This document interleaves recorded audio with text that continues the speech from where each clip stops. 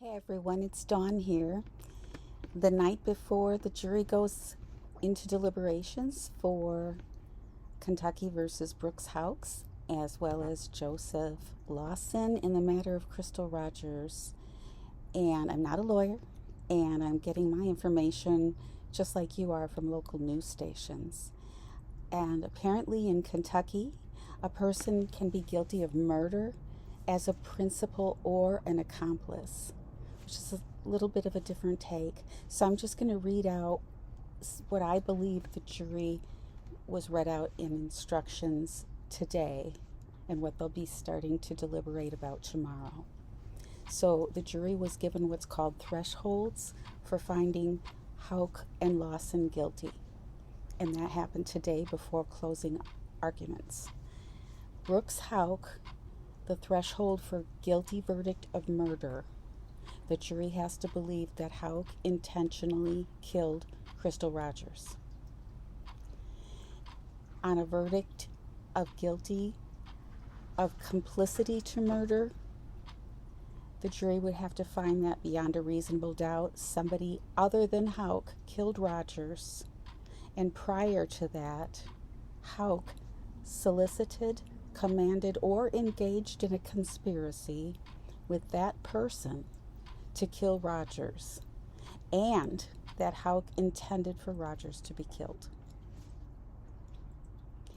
If the jury believes Houck is guilty of either murder or complicity to murder, but unable to determine if he was the principal actor, the murder charge, they can still find him guilty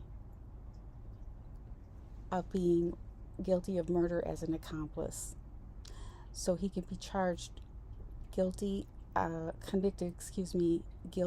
murder as a principal or guilty of murder as an accomplice.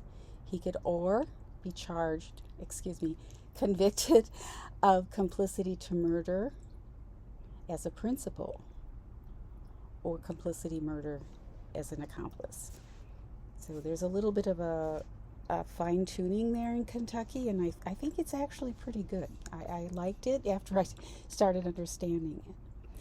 Now for Joseph Lawson, he can be found guilty of conspiracy to murder, and if the jury must believe that he acted with intent to promote or facilitate the murder of Rogers and agreed to aid Houck in the planning of it and moved Rogers' car to assist with that agreement. Or the jury can find Lawson guilty of facilitation. So this is something new today. Facilitation to commit murder. If they believe he acted with knowledge that Houck intended to kill Rogers and agreed to move her car while knowingly providing Houck with the means or opportunity to kill Rogers by participating in it via moving the car. That's my understanding. I hope I'm not butchering it.